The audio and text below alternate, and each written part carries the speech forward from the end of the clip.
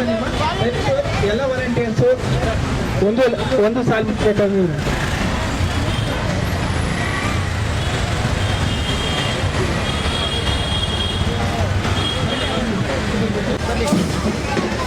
ಕಳಿಸಪ್ಪ, ಹಂಗೆ ಕಳಿಸಿ.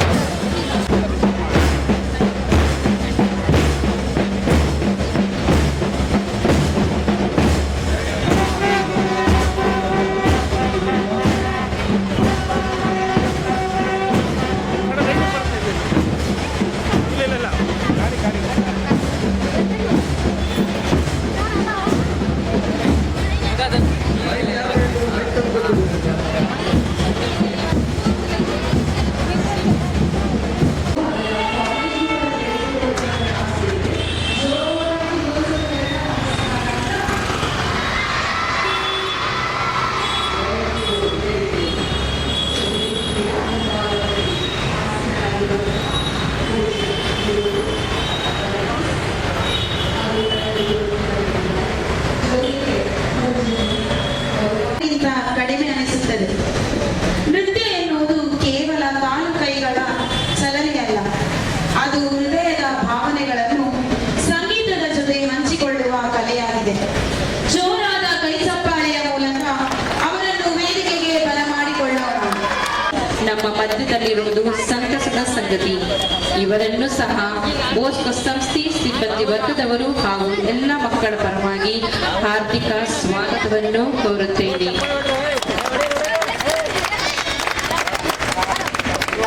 ಅಂತೆಯೇ ನಮ್ಮ ನಿಮ್ಮೆಲ್ಲರ ನೆಚ್ಚಿನ ಕಾರ್ಯಕಾರಿ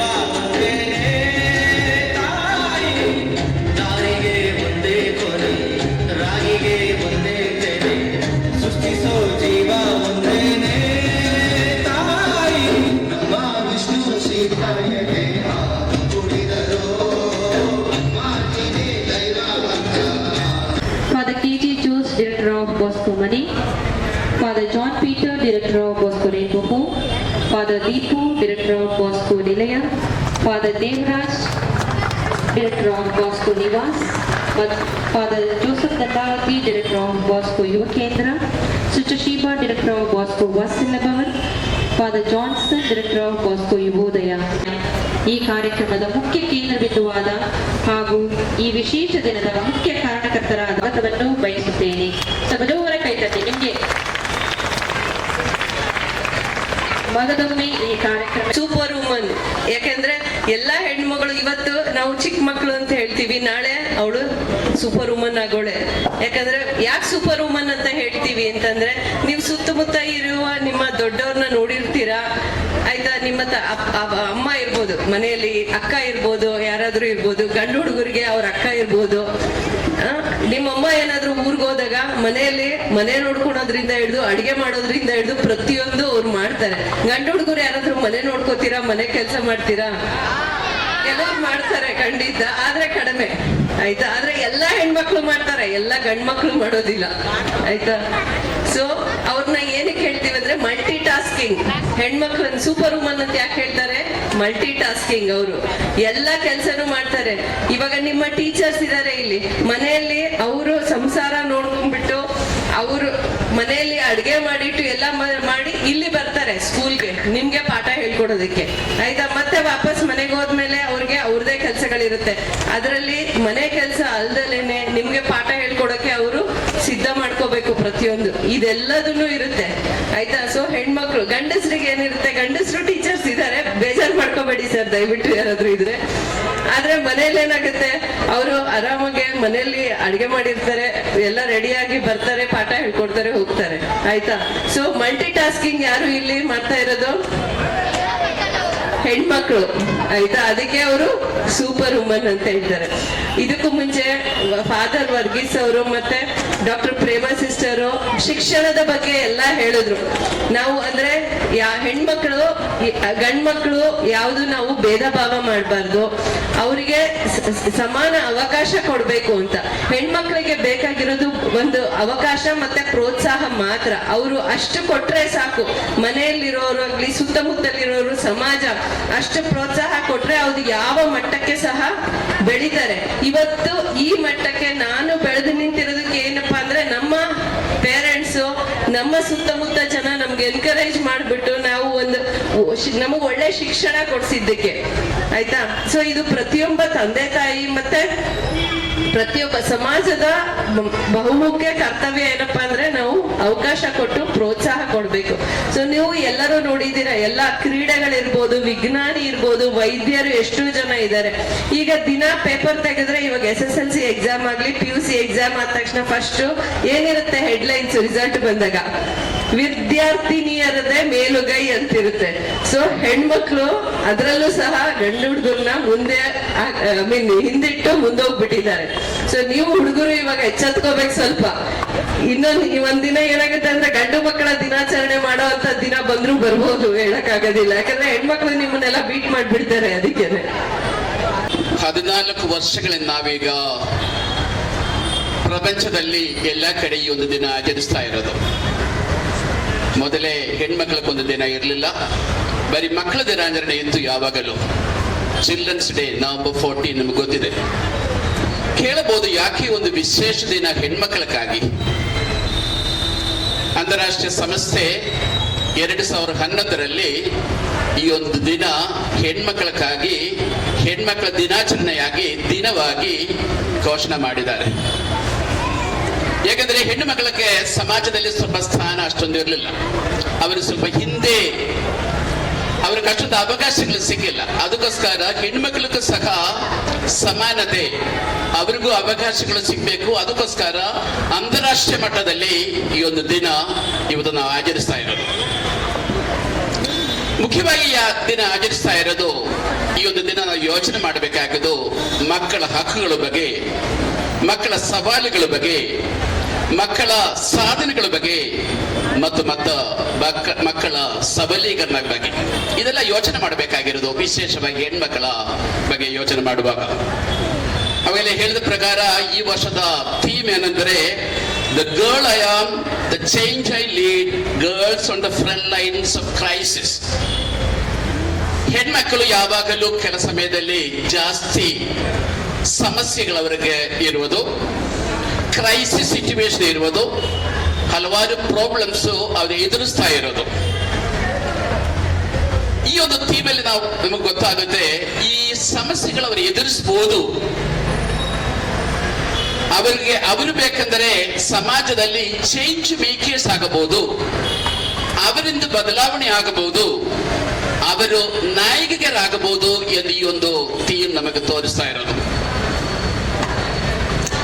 ನಾವು ದೊಡ್ಡವರೇನು ಮಾಡಬೇಕಾಗಿರೋದು ಈ ಮಕ್ಕಳಿಗೆ, ಹೆಣ್ಮಕ್ಳಿಗೆ ವಿಶೇಷವಾಗಿ ನಾವು ಸಪೋರ್ಟ್ ಮಾಡಬೇಕಾಗಿರೋದು.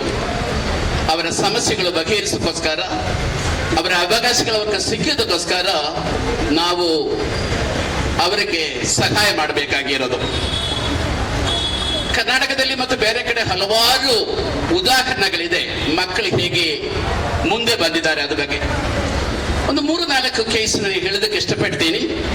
ಒಂದು Ananya Shetty, she is a tech innovator. ನೀವು ನೋಡಿರ್ಬೋದು ಶಾಲೆಗಳಲ್ಲಿ ಕೆಲ ಬ್ಲೈಂಡ್ ಮಕ್ಕಳು ಅಂಧರು ಓದ್ತಾರೆ, ಅವರಿಗೆ ಓದೋದಕ್ಕೆ ಸಾಧ್ಯವಿಲ್ಲ. ಅದಕ್ಕೋಸ್ಕರ ಈ ಹುಡುಗಿ ಏನು ಮಾಡಿದಾಳೆ, ಬ್ಯಾಂಗ್ಳೂರ್ ಹುಡುಗಿ ಏನು ಮಾಡಿದಾಳೆ, ಒಂದು ಆಪ್ ಕ್ರಿಯೇಟ್ ಮಾಡಿದ್ದಾರೆ. ಬುಕ್ಸ್ ಅಲ್ಲಿ ಇರುವುದು ಒಂದು ಭಾಷಣ ತರ ಅದು ಬರುತ್ತೆ, ಕೇಳಿಸ್ಕೊಳ್ಬಹುದು. ಹಲವಾರು ಶಾಲೆಗಳಲ್ಲಿ ಇದು ಟ್ರೈ ಮಾಡಿದ್ದಾರೆ.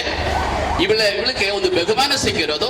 ಇವಳ ಟೆಕ್ ಇನ್ನೋವೇಟರ್ ಅಂತ ಹೇಳ್ತಾ ಇರೋದು ಅನನ್ಯ ಶೆಟ್ಟಿ. ಅವಳು ಅದೇ ತರ ಸಮಾಜದಲ್ಲಿ ಒಂದು ಒಳ್ಳೆಯ ಕಾರ್ಯ ಮಾಡಿದಾಳೆ.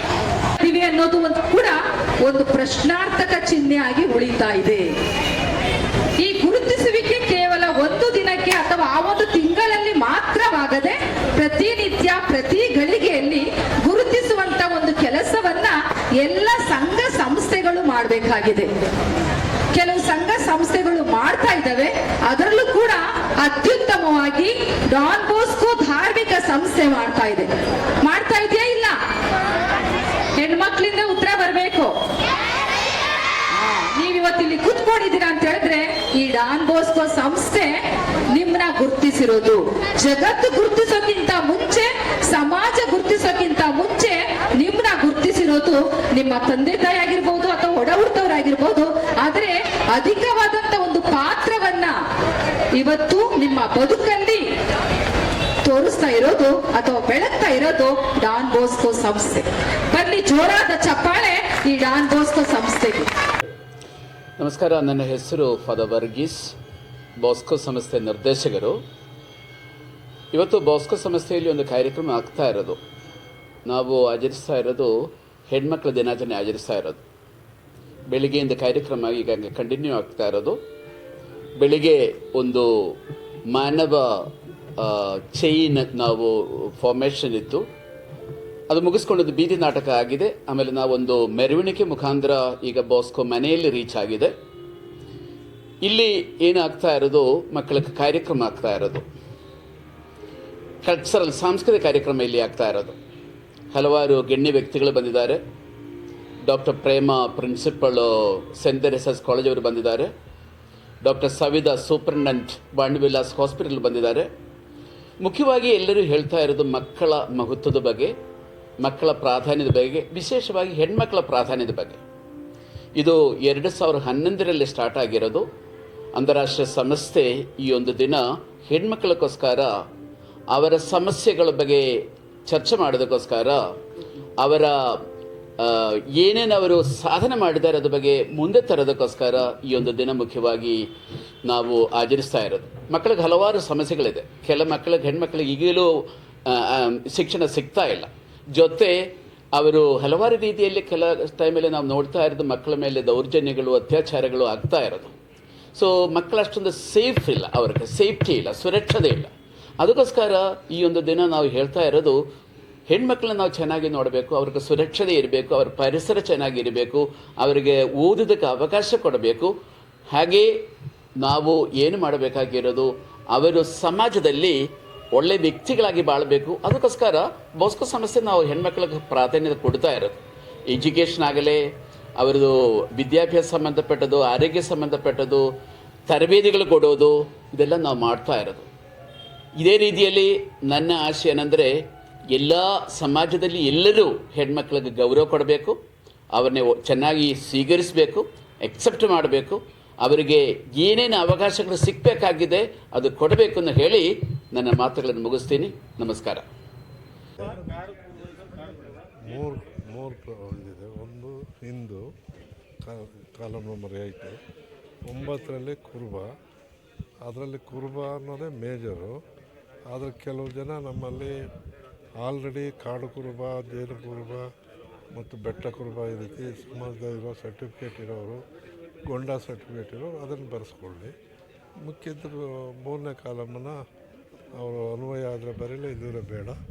ಅಷ್ಟು ನಮ್ಮ ಇದನ್ನು ತಿಳುವಳಿಕೆ ಕೊಡಬೇಕು ಅನ್ನೋದನ್ನು ಗೊಂದಲ ಏನಿಲ್ಲ, ಗೊಂದಲ ಮಾಡೋರಿಗೆ ತಿಳುವಳಿಕೆ ಕೊಡಬೇಕಾದಂಥ ಪರಿಸ್ಥಿತಿ ಅಷ್ಟೇ.